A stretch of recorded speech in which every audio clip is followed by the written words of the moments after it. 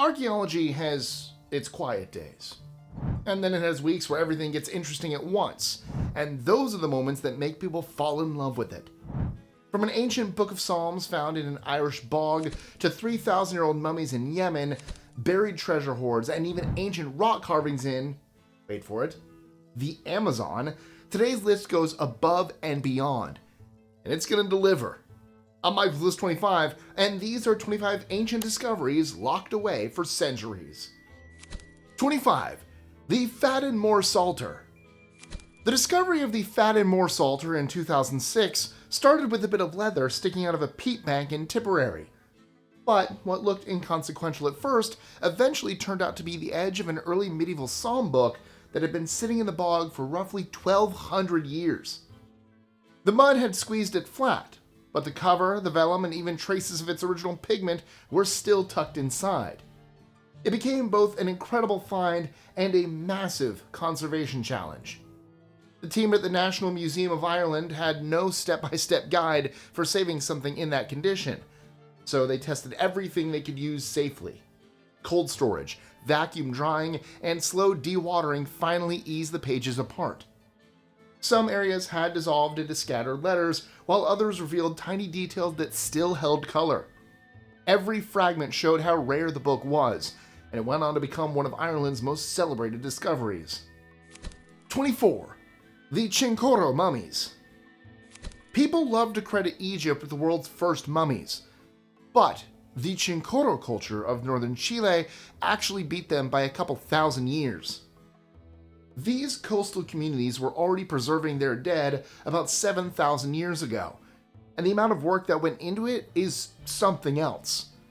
They removed the organs, dried the cavity, rebuilt the body with sticks and natural fibers, added hair, and made a clay mask for the face. Everyone went through the same process, from adults right down to infants and unborn children. The craziest part is that the city of Arica was literally built over their ancient cemeteries, so residents still uncover some of the remains during construction or when their dogs start digging in the dunes. 23. The Hoxne Hoard. In 1992, farmer Peter Watling misplaced his hammer while working a plowed field in Suffolk, so he asked his friend Eric Laws, an amateur metal detectorist, to help track it down. Instead of a tool, however, Laws found coins, jewelry, silver spoons, and all sorts of Roman artifacts scattered across the soil.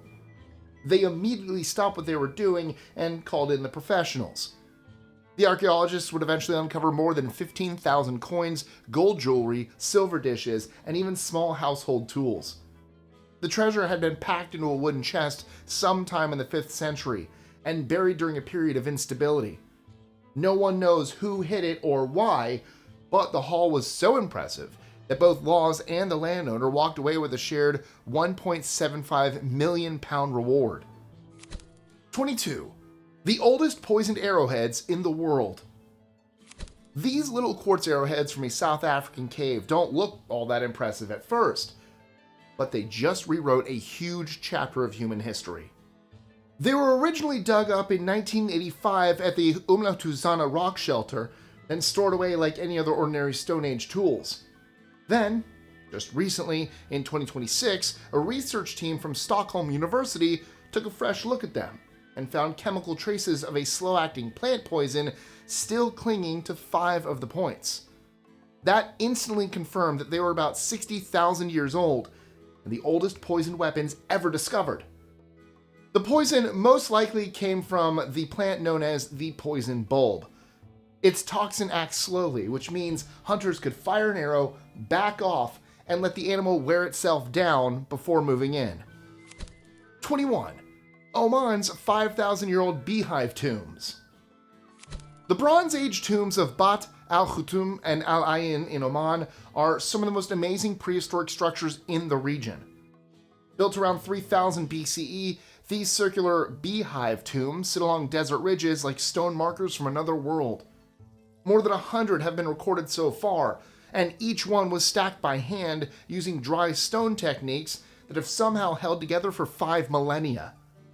Their location seems strange today, but back then, this part of Oman wasn't isolated at all. The region supplied copper to Mesopotamia, and the tombs stood close to the settlements that were involved in that trade. Eventually, the weather pushed the desert sand across the hills and hid most of the structures, and they stayed that way until archaeologists discovered them again in the 70s. 20. Early humans at Lapa do Picareiro. Lapa do Picareiro is a cave in central Portugal that has been giving archaeologists surprises for years. One of the biggest came when they encountered stone tools linked to early Homo sapiens in layers dated to about 40,000 years ago. The timing was a shock. It showed that modern humans reached the western edge of Iberia long before expected, which raised new questions about the speed of their migration across Europe. Those dates just so happened to also line up with the last Neanderthal communities in the region. Both groups were using the same landscape during the same period, which places this cave right in the overlap. The site doesn't tell us who interacted or how often, but it does confirm that both populations occupied the same territory long enough for their stories to run alongside each other. 19. The discovery of a lost city in Africa. Queneng sits just south of Johannesburg in South Africa. For most of the last century, it looked like nothing more than a pile of stone hidden under grass.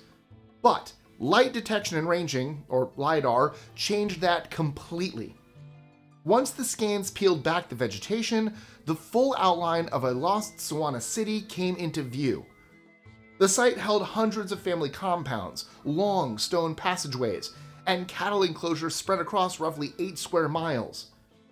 Its fall came in the early 19th century during the Mfukane, a period of intense turmoil and indigenous wars sparked by the expansion of the Zulu kingdom under King Shaka.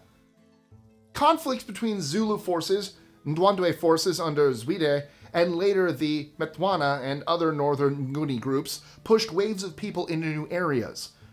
The war scattered the Tswana communities who once lived around Queneng north and west into what is now Botswana and South Africa's northwest province, where their descendants still live today. 18. Ancient rock carvings in the Amazon. In December 2025, Ecuador's heritage officials were checking known archaeological spots in the Santiago de Mendes district when a local guide, Wilbur Cueva, took them to a rock face he knew about but that hadn't been formally recorded. Once they got a close look, they counted nearly 30 carvings. The lines and motifs fit the same style found at the Catazo petroglyph sites, which shows that communities in Morona Santiago were sharing ideas and carving similar imagery across the region. The INPC, Ecuador's National Institute of Cultural Heritage, has also entered the site into Ecuador's Heritage Registry and moved it into emergency conservation. Heavy rainfall, grazing animals, and unregulated foot traffic can wear these carvings down quickly, so conservation crews are now working to secure the rock while researchers document the details. 17. The terracotta figures of Komaland. The terracottas of Komaland first surfaced, so to speak, when people in Yikpabango inside the northern region of Ghana dug clay for their homes and kept running into small sculpted figures mixed in with the soil. At first, it was treated as a local curiosity. Then, German anthropologist Franz Kroger visited the region in the late 70s and saw a pair of old terracotta heads at a shrine in Viagasamsa. He pushed for proper dating, and tests in 1984 confirmed that the pieces came from a forgotten culture active sometime between 1200 and 1600. That discovery led Ghanaian archaeologists to open several mounds around Yikpabango the following year. They've pulled hundreds of figurines since, along with metal ornaments, stone tools, and human remains. 16. An underground water channel in Yemen. Late in 2025, a crew in Wadi Hidrat Munatida started work on a karif, a traditional structure used to trap seasonal rains. That project stopped almost immediately when their tools cut into a row of polished limestone blocks buried under the valley floor. Archaeologists were called in and they uncovered a narrow underground channel about 5 to 6 feet deep lined with polished limestone blocks. The layout follows the irrigation systems used during Yemen's Sabaean and Himyarite eras, when farming communities built underground tunnel networks as a means of transporting and regulating water during the dry seasons. This one ran straight across the valley, feeding the fields that once stood nearby. Unfortunately, though, some parts of the structure had already been damaged before anyone realized what it was, so the Antiquities Authority stopped construction around the area immediately and got started on emergency conservation. 15. Mummies in Yemen. Another incredible discovery in Yemen hit the headlines in 2024 when archaeologists in Hadramaut announced the region's first confirmed set of mummies. Officials confirmed that the bodies were in good condition and they would undergo a detailed examination. Earlier finds in places like Sanaz al-Mawit and Shibam have all shown that mummification used to be part of community traditions in the area before Islam arrived. The challenge today, however, is protecting discoveries like these. Years of instability have left the country's heritage sites vulnerable, so the authorities emphasized that the newly uncovered mummies were being protected immediately so that the team could safely study them and understand their place in Yemen's ancient history. 14. The Manbij Eagle Stele.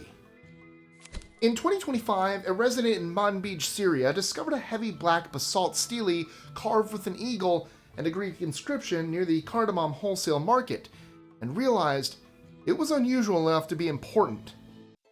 He reported the find to the Directorate of Museums and Antiquities, which sent out a team, confirmed it was a carved Roman stele, and recovered it before it could disappear into the smuggling networks that still operate in the region.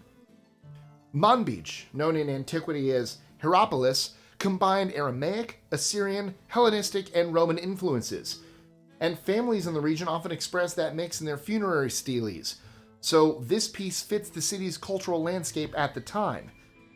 Years of conflict have taken a serious toll on heritage sites across Syria, so recovering a piece in this condition is a major win. 13. A Child from Two Worlds. In 1998, archaeologists from the Portuguese Institute of Archaeology were digging in the Lapa Valley when they came across a grave of a small child.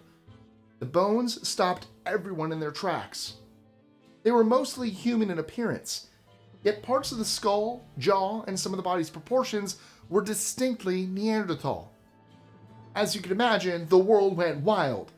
I mean, here was the proof that we interbred, right? Well, it wasn't that easy. Researchers struggled to place the burial firmly in time because the remains were contaminated and the early radiocarbon tests didn't hold up. But in 2025, a research team from the University of Miami and the University of Lisbon finally used a newer method that isolates a single amino acid from the bone, which produced a solid date between 27,780 and 28,550 years ago. That range fits deep into the period when modern humans were settled across Europe, long after Neanderthals were thought to have disappeared. 12. 4,000-year-old burial sites in Morocco.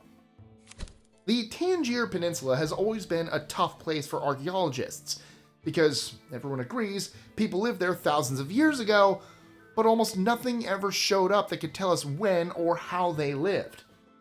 That suddenly changed when a team from the University of Barcelona started surveying the hills outside Tangier. They've since discovered a handful of old cemeteries, painted rock shelters, and even a few standing stones that probably mark territory. The standout find, though, came from a stone-lined grave carved directly into the bedrock. Dating the bones inside pushed the burial to around 2000 BCE, which is the first solid date anyone has ever had for a cyst burial in Northwest Africa. 11. Ecuador's first colonial city. During 2025 renovation work in Riobamba, Ecuador's National Institute of Cultural Heritage opened a few test trenches and ended up finding the remains of a settlement founded in 1534 by Diego de Almagro. The old city was destroyed by the 1797 earthquake and buried by landslides, so it disappeared from sight for more than 200 years. What came out of the ground was surprisingly well preserved. Stone-lined water canals, courtyards, pieces of convent buildings, and small household items have appeared one after another. Everything from the layout to the construction adds a layer to the story. And for the first time, researchers can now study early colonial life in Ecuador through the remains themselves instead of relying on the paperwork left behind. 10. A wooden structure older than the pyramids. One of the most unusual finds in recent years came out of a construction zone in Czechia, where workers stumbled upon a wooden well sitting several feet below the roadbed. Archaeologists dated the oak to around 5255 BCE, which makes it older than writing, older than farming in much of Europe, older than Stonehenge, and even older than the pyramids. The well didn't survive by luck alone. It stayed waterlogged for thousands of years, and that lack of oxygen kept the wood from falling apart. The builders used shape posts, fitted planks, and a design that makes it clear this wasn't their first attempt. At least one plank had been swapped out and replaced, which means the community kept the well working for years before it was ultimately abandoned. Conservators are treating the wood with a slow, sugar-based process so the structure can be eventually displayed without collapsing. 9. The Tepe Chalow teenager. Archaeologists working in northeastern Iran have discovered a Bronze Age grave that tells a much bigger story than the age of the bones. The burial belonged to an 18-year-old woman who lived more than 3,000 years ago and was laid to rest with gold jewelry, imported lapis, ivory pins, a bronze mirror, and several decorated vessels. The most remarkable object was a black chlorite cosmetics box carved with snakes and scorpions. That box wasn't local.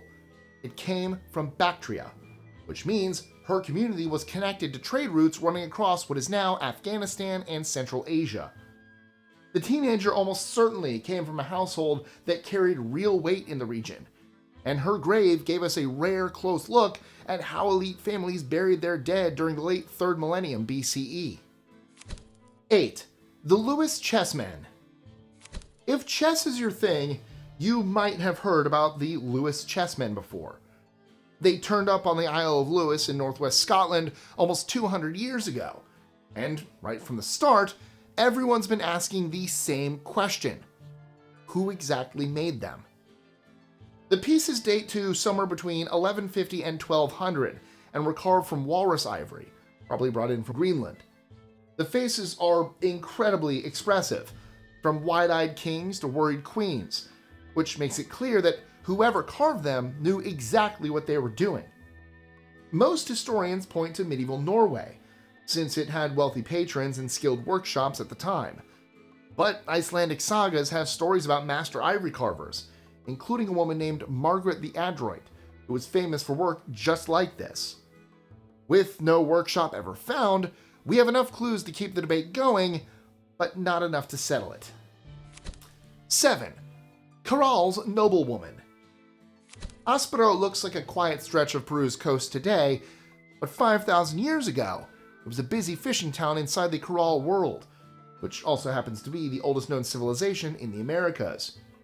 It came to be around the same time as Egypt was building its pyramids, and before the Olmecs arrived in Mexico. So when a team opened a room inside the Huaca de los Ídolos, one of Aspero's old public buildings, they weren't expecting anything more than debris from its years as a municipal dump. Instead, they uncovered a woman wrapped so carefully that parts of her hair, skin, and nails were still intact. I mean, after 5,000 years, guys. Her cloak was decorated with macaw feathers, and she was surrounded by baskets, weaving tools, vessel jars, a carved bone needle, a fishing net, an Amazonian shell, and even a toucan beak decorated with tiny beads. She died at roughly 30, give or take a few years, and stood only about 5 feet tall. But this burial makes it pretty clear that the old idea of Caral being ruled by only men doesn't hold up anymore. 6. The Roman olive oil production complex. If you've ever wondered how Rome kept its kitchens, bathhouses, and military camps supplied with olive oil, you probably never pictured the answer sitting in western Tunisia. But the enormous agricultural zone near ancient Silium once fed a huge part of the empire's demand. At the heart of it all is Henshir el Begar, the modern name for the Roman estate that used to be known as Saltus Beguensis, a rural complex spread over roughly 80 acres and divided into two working sectors. One side held 12 beam presses, making it the largest known Roman oil mill in Tunisia. The other sector, or side, had 8 more. Together, they powered an industry that kept running from the 3rd to the 6th century. 5. A lost Byzantine settlement. Most maps don't get to solve mysteries. The Mabada mosaic map isn't an ordinary map. It was laid out on a church floor about 1500 years ago, and it shows towns and landmarks across the Holy Lands in detailed little tiles, including the one place that nobody's ever been able to find before: Tharis. A Jordanian-led team finally decided to take the map seriously. Between 2021 and 2024, they matched the layout to satellite images and old survey notes and ended up near the modern town of El Iraq on the southeastern edge of the Dead Sea. That's where the pieces fell into place.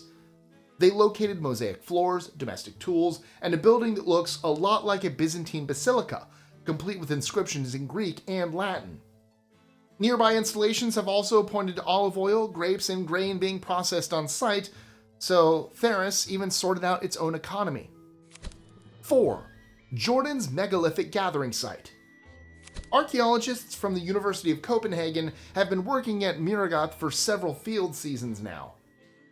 It sits on a hill in central Jordan and has almost no trace of houses, yet the place is crowded with dolmens, long stone alignments, carved rock features, and heavy megalithic walls. More than 90 dolmens have been recorded so far.